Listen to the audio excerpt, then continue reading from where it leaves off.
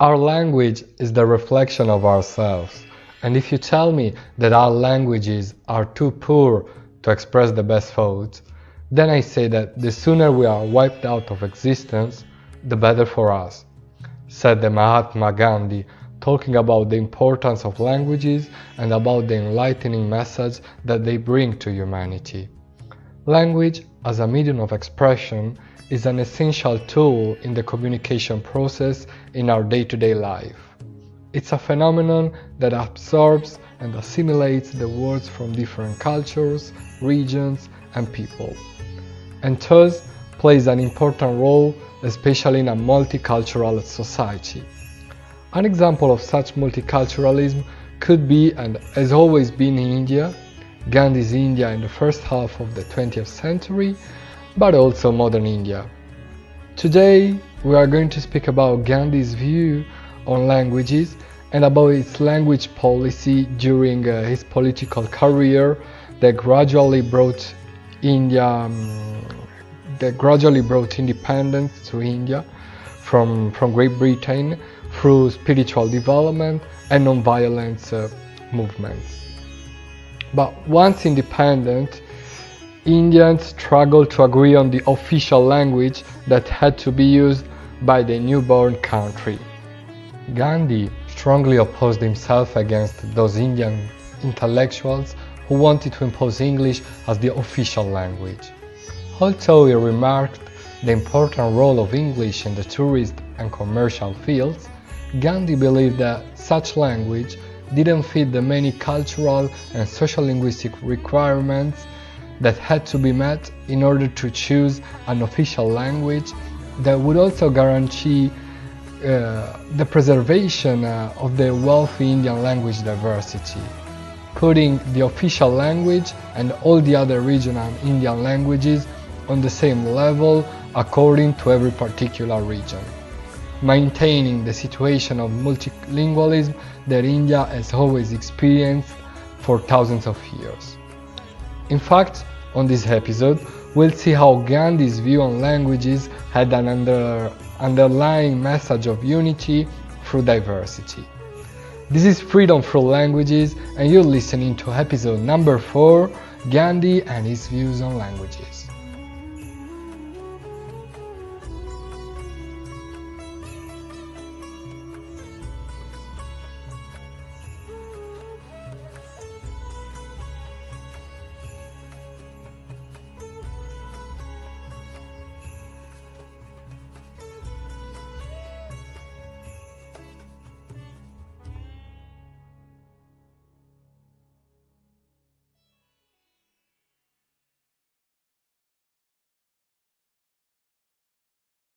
Saluti, brothers and sisters out there. I'm Multilingualuigi, a Sardinian polyglot and activist for minority languages, and you are listening to Freedom Through Languages, the multilingual podcast show for language lovers, where we'll be speaking about everything related to the word-speaking heritage, such as language learning, music, spirituality, and self-development through languages. And we'll also pay particular attention to minority languages, seeing that thousands of precious tongues are facing extinction nowadays, and for every language that dies, we lose a great amount of freedom and cultural wealth. Thanks a lot for taking some of your very precious time to listen to Freedom Through Languages. Enjoy the show and don't forget to subscribe to our program on your podcast platform.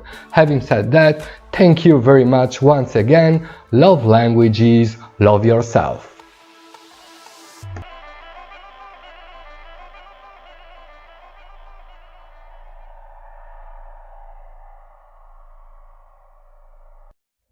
Hey, beautiful brothers and sisters! Let's begin this new and very interesting episode about Gandhi's views on languages. But first of all, let's make a very short introduction about one of the most influential and inspiring figures of human history, the high-souled, the Mahatma Gandhi. He was born on the 2nd October 1869, raised in a Hindu merchant caste family in the province of Gujarat. He studied law and he also worked as an expatriate lawyer in South Africa. helping the expat Indian community struggle for civil rights over there in South Africa. Over the years, and after coming back to India, he gradually became the leader of the Indian independence movement against the British rule, and employing non-violent civil disobedience. Gandhi managed to lead India to independence, and he also inspired movements for civil rights and freedom across the whole world. Unfortunately, he was assassinated on the 30th of January 1948 by a Hindu nationalist. Well, as you can imagine, we could spend hours and hours talking good about this amazing figure and about his several powerful messages of peace and freedom. However, on today's podcast, we're gonna focus primarily on Gandhi's language message, which is actually nothing else than another meaningful message of love, peace, and unity through diversity. During those years, and we're talking about the last decades of the 19th and the first half of the following century, India, alongside with several other socio-political issues, also had a very difficult and complex language situation. And Gandhi acknowledged it as a problem and really detested giving it secondary importance. He really believed that this social linguistic issue had to be addressed. Well, now let's have a small music break, and then we'll be back talking about Gandhi's view on languages.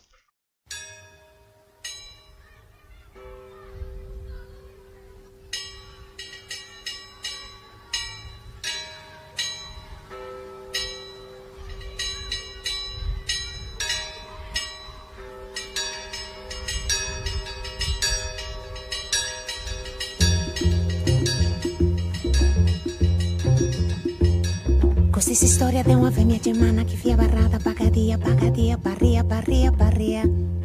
Che nessuno da via, barria, ma ci no via da. Ai ci no via da. Ai ci no via da. Ai ci no via. Fiamo domìnigu di un verano che viaggia a scuria, salua decorante, uomo in trancresi si sezza accanto, de sa bagadia, accanta, de sa bagadia, accanta,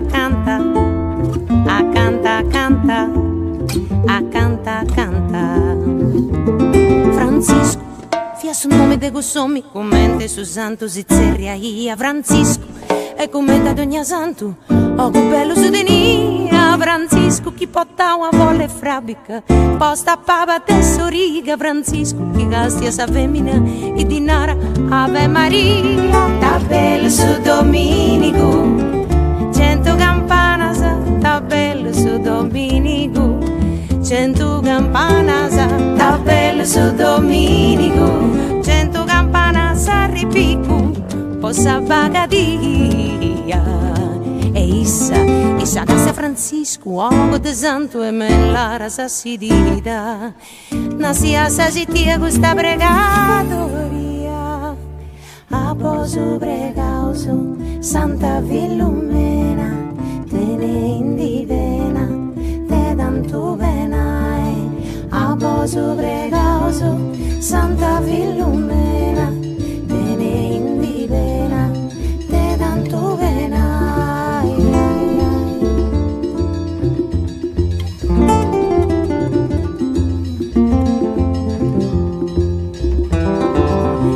Che santa di via patto male possa bagadia e tanto in pizzo da una manna ci vi entrate in crisi si vi apposta che tai frori de ceresia eia frori de ceresia in toto sagresia frori de ceresia tutta sa gente si vi apposta prangia ne manco tu si dia poi te chi prangia frori ceresia lagrima e Francisco gli viga sa mão de sa bagadia Francisco, piga essa mão dessa bagadia, Francisco, casti essa gresia, lo vai, tutto bella in floria, Francisco, intendi su dremio, dessa mão dessa bagadia, Francisco, castia di nattu e bi Santa Vilumena Francisco chi castia sa femmina e dinara grazia plena da bello su domìnigu da vadendi sa bagna da bello su domìnigu e Francisco accanto a me da bello su domìnigu da vadendi sa bagna e Francisco accanto a me sapendo si spesi e ogni dominico vado a sa vita questa lara non prosidida canta da mesa così questa pregatoria a vosu pregausu Santa Vilumena te ne indivena de tantu venai a vosu pregausu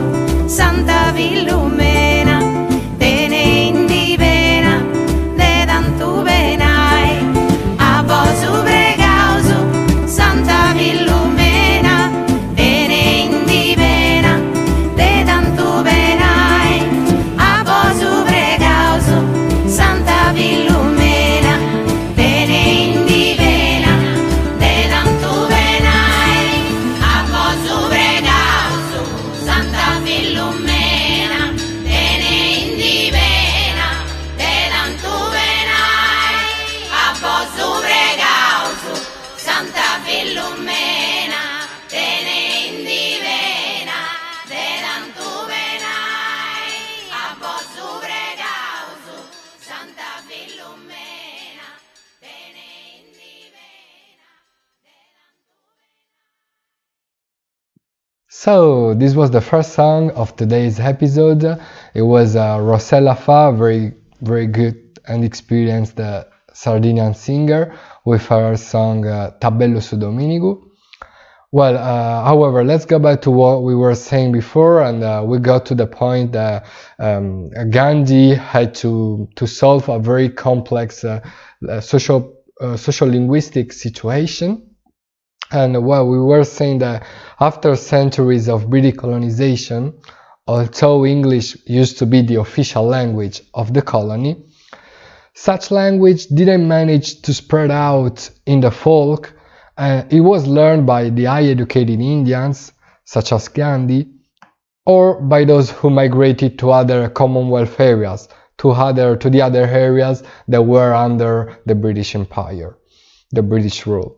However, most of these people, most of the highly educated people, once the Indian Republic was slowly becoming a reality, they wanted to choose the English language as the official language of the newborn republic, turning their back to their mother tongues, to the beautiful and amazing autochthonous languages of India, because as you well know, India has got a huge linguistic heritage. But at that time, thank God, Gandhi didn't have the same view, and he strongly opposed himself to such proposal of making English the official language of India. He said that, he claimed that, saying some powerful and very spiritual statements that we're going to comment more in details after the next music break. But actually, I would like to give you an anticipation of that, which is the following one. Gandhi once said, talking about like the importance of preserving the Indian linguistic heritage, he once said, "Real inspiration and elevation can only come through the mother tongue."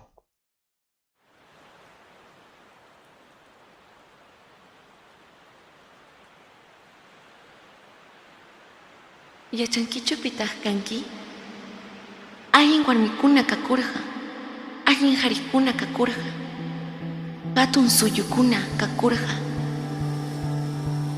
echayuyaspaqa, kuyakunki pin kaynikita. Yachani ripunaykita, manana tinichu tihraychita, awas pachay punchawta. I was pachay punchauta, Hawas pakiari puchkan Rimas panyo hamanta Huuktuta para piripuku uchkan Para piripuku uchkan Wachkan chichanki ayata Wachkan chichanki ayata Wachkan chichanki ayata Wachkan chichanki ayata Punchau tawaga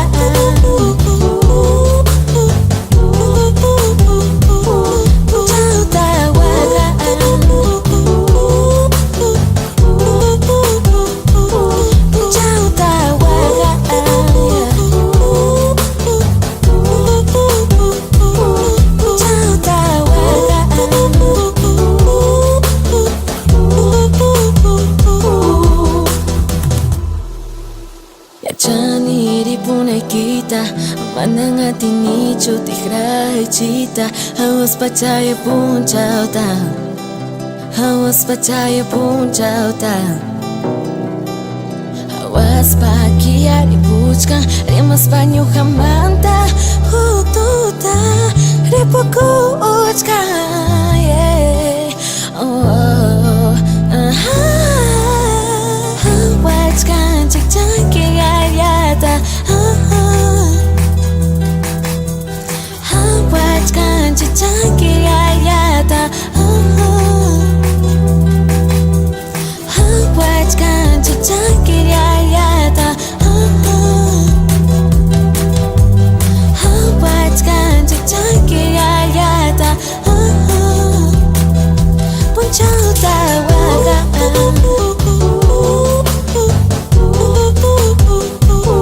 Punchau tawaga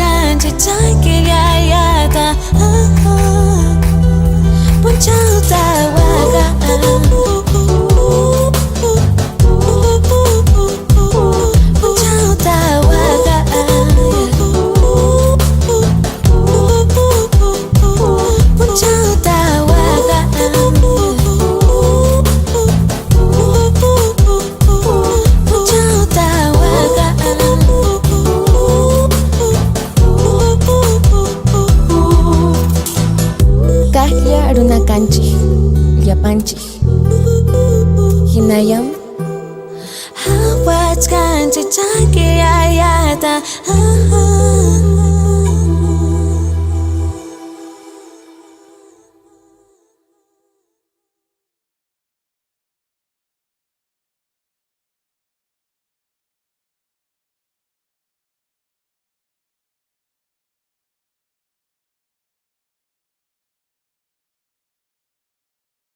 And you've just listened to a beautiful Quechua song called Ha, Wachkan, Chik, Chay, Killallata by Renata Flores, a very, very, very talented Quechua singer, Peruvian Quechua speaking singer. I'm sorry for the pronunciation, perhaps it wasn't 100% right. However, remember that you can have a look at our music track list on the podcast details, right? Okay, so let's continue with today's episode, Gandhi's view on languages. We got to the point when Gandhi faced many politicians and intellectuals who wanted India to gradually switch into the English language only. And unfortunately, this kind of looking down on languages other than English is also typical of many intellectuals and proper educated people of today's society. For example, in my island, Sardinia, there are many of such people who cares nothing about the autochthonous tongue of their birthplace, and they always mention the English language as the thing to learn and teach instead of Sardinian. Even though English is a compulsory subject at Sardinian schools for 70 years, a privilege now shared by the autochthonous language of the island, but despite the fact of English being taught for 70 years, very few people in percentage speak English properly, are results of the fact that the real key to have a good foreign language literacy in Sardinia is having bilingualism, Sardinian and Italian, so that people would learn the third language easier and faster. Regarding those kind of intellectuals and politicians, Gandhi reminded them that a man must not feed the brain only, but also the heart and the soul. And caring about the mother tongue is pretty much so, right? It's really about caring about your heart, your soul, your culture. Gandhi likened the mother tongue to the mother, but he also observed that we do not have the same love for it as we have it for our mother.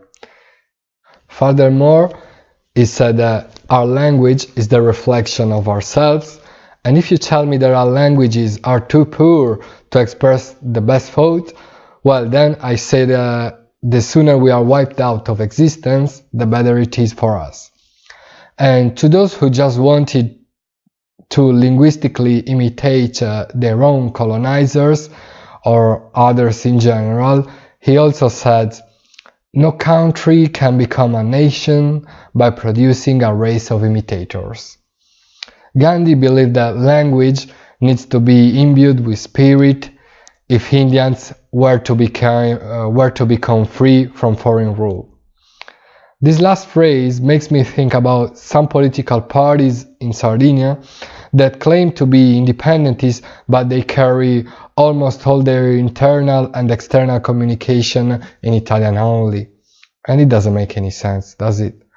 However, coming back to Gandhi's message on languages, we could clearly state that he firmly believed that all languages share the same dignity and the same potential to bring their own speakers to the next level of awareness, to the next level of self-esteem, to the next level of spirituality.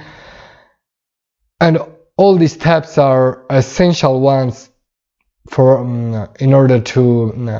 steps are essential steps to bring us towards freedom.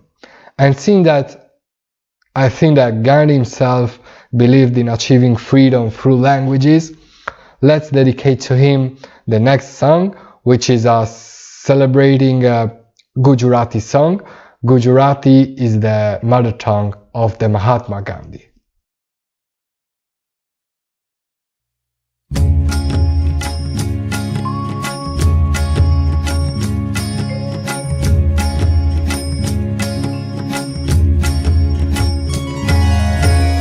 वैष्णव जन तो तेने कहिए जे पीड़ पराई जाने रे। वैष्णव जन तो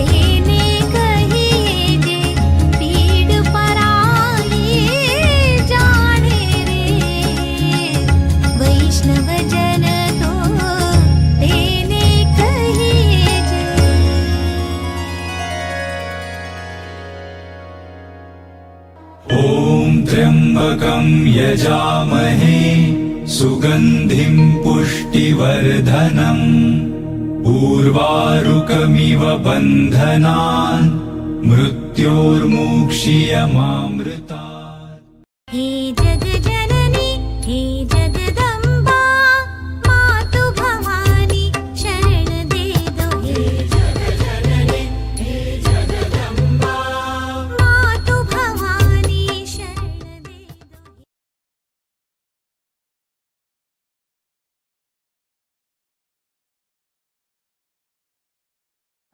So, and this was a traditional Gujarati song called Vaishnav Jan To.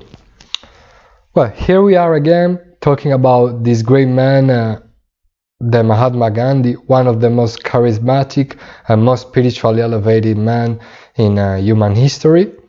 Before bringing this episode to an end, I would like to tell you how and why Gandhi proposed the Hindustani language as the official language of India, while giving officiality to the other languages of India in their corresponding provinces, creating in this way a great and enriching network of multilingualism through the whole India. Gandhi was in favor of making Hindi the national language.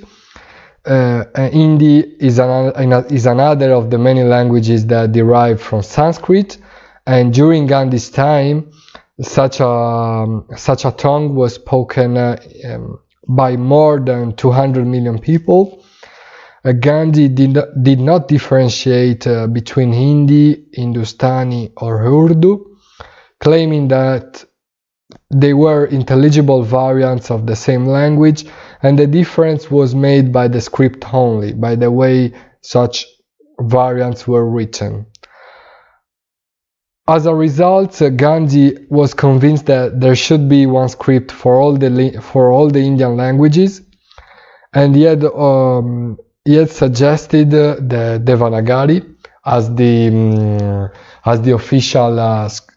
official script to write the Indian languages. Furthermore, moreover, Gandhi recommended to the people living in the not Hindi Hindustani speaking areas to devote a few hours per week to learn the Hindi language without abandoning their mother tongue. In Gandhi's opinion, Hindi language fulfilled all the requirements of the national language. That basically were the following ones: the official language should be easy to learn for government officials, should be capable of serving as a medium of religious, economic, and political intercourse throughout India. It should be easy to learn for all Indians. In choosing this language, consideration of temporary or passing interest should not count. And these were the fulfillments that the official language of India had to compile, had to have. In achieving all these requirements, Hindi was considered the best option to choose as a national language, while Gandhi underlined once again that it was important, it was essential to maintain the language diversity in the Indian country.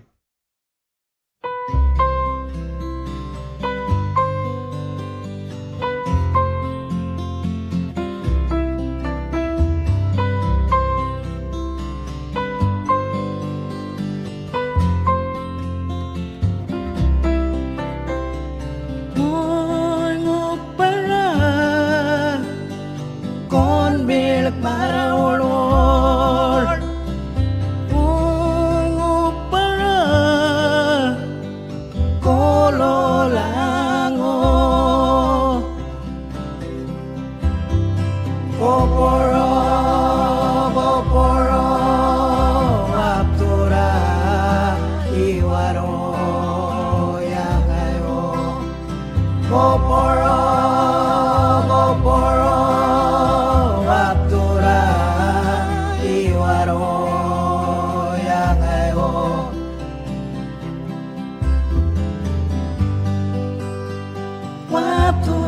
nadir malawo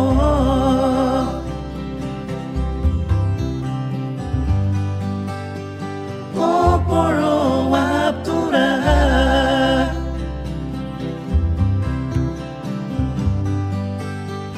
Guru kona iwarwo waptura jimdora darjora moyo walaiparo waptura jimdora darjora moyo walaiparo ular ular balanada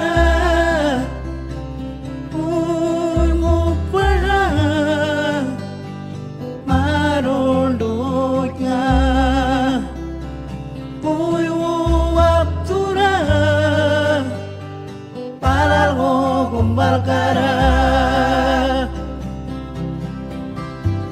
Gopuru Gopuru waptura iwaro yang ayo Gopuru Gopuru waptura iwaro yang ayo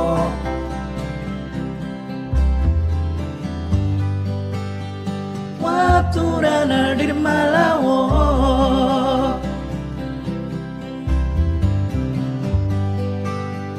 Gopuru waptura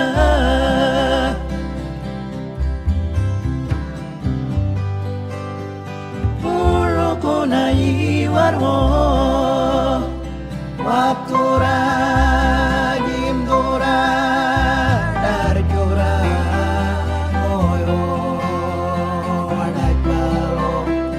waptura jimdora darjora moyo walaiparo re re re re re re re re re re